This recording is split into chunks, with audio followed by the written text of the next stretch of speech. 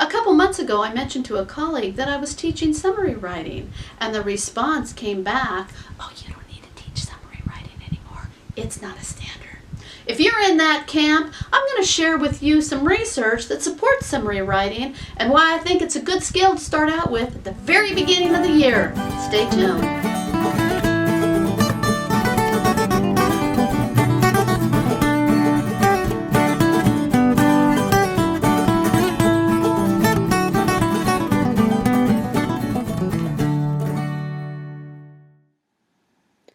Summary writing, to teach or not to teach, that is the question. What is a summary? A summary is a short retelling of the main ideas of a selection.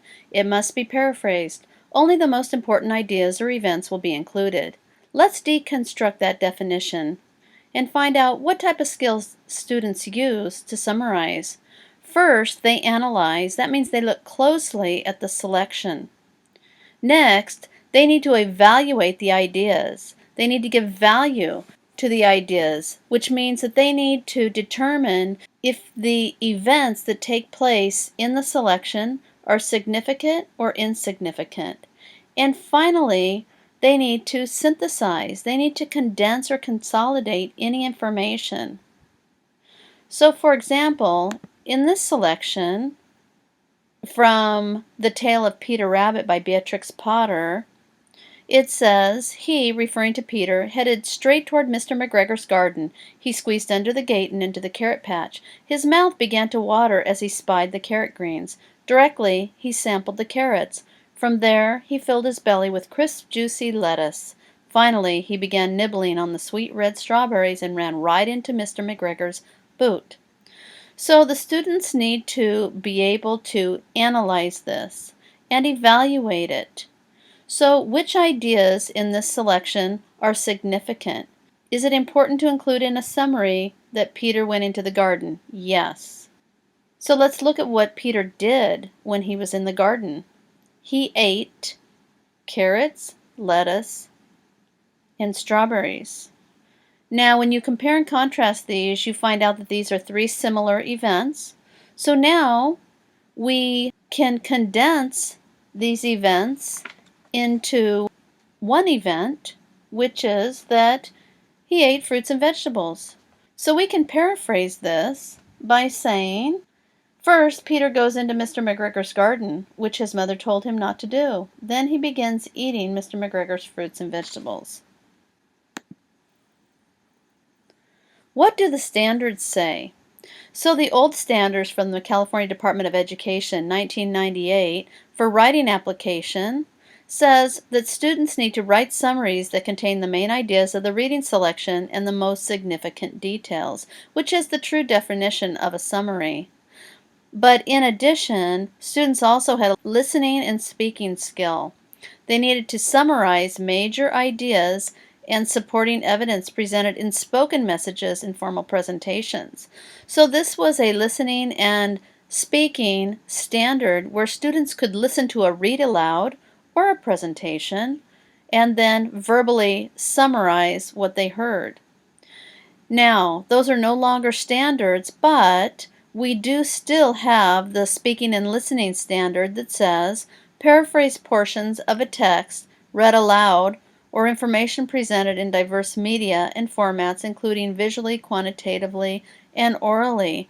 So when you paraphrase portions of a text that's read aloud, you want to say it in your own words, you want to say it in the order, and you want to pick out only the main ideas. So again, this is a verbal summary. What the new standard does not say is that they need to write it down. Now, I'm going to tell you that what better way to capture language than to write it down?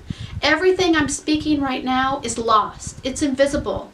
But until I write it down, I don't truly have control or command over my language. So what does research say? The first piece of research that I want to discuss supports paraphrasing. So when we paraphrase, we take information, we consolidate it, and then we put it in our own words. And this act of consolidating is another word for chunking. And the research done by George Miller on chunking found that the average person can hold in their short-term memory about 7 chunks of information. So this is why it is important for students to paraphrase and chunk ideas, because they take that information from the story and they put that in their short-term memory, but they're going to use it to make sense out of new information that they encounter in the subsequent pages of the story, and that is called your working memory. And when students are able to chunk information and use that it improves comprehension. The next bit of research supports repetition.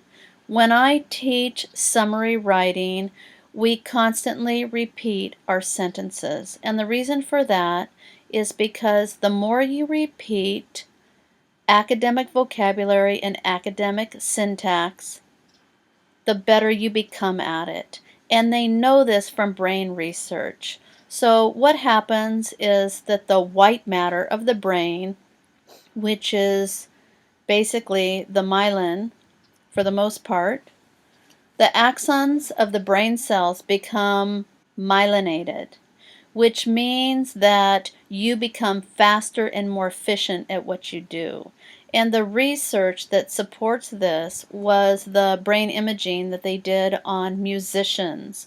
And they looked at musicians who practiced 8 hours a day, and they looked at the brains of people who didn't practice.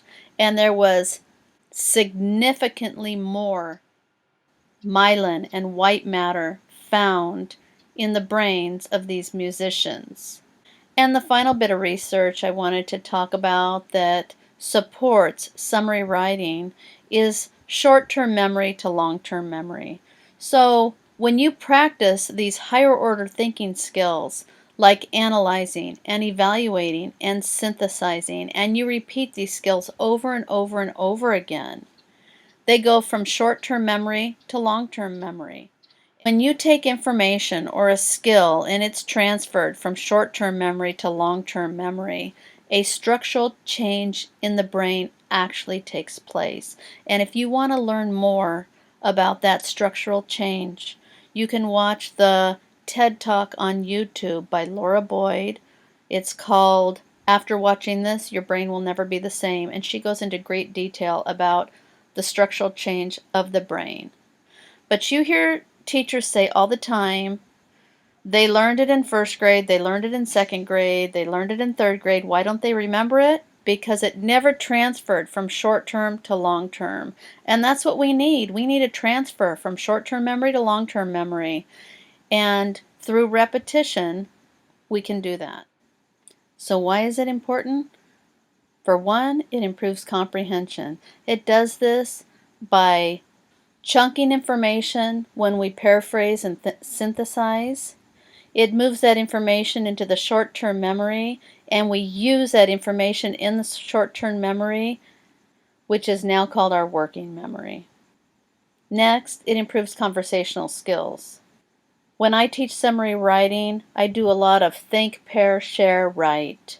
That means students are collaborating, they're learning how to dialogue, they're learning how to listen, and they're learning how to use that academic vocabulary, which goes to my next point. It improves academic language by strengthening vocabulary and syntax needed for academic writing. It does this through the repetition of reading and speaking that academic language, sentence by sentence, as they write their summary. And finally, it improves learning. It improves reading, writing, speaking, and listening. So although summary writing is no longer a standard, summary is still a standard in speaking and listening. But I would say go one step further and write down that verbal summary, because only then will you have command of the language. I hope I've convinced you that summary writing is a worthwhile skill to teach at the beginning of the school year.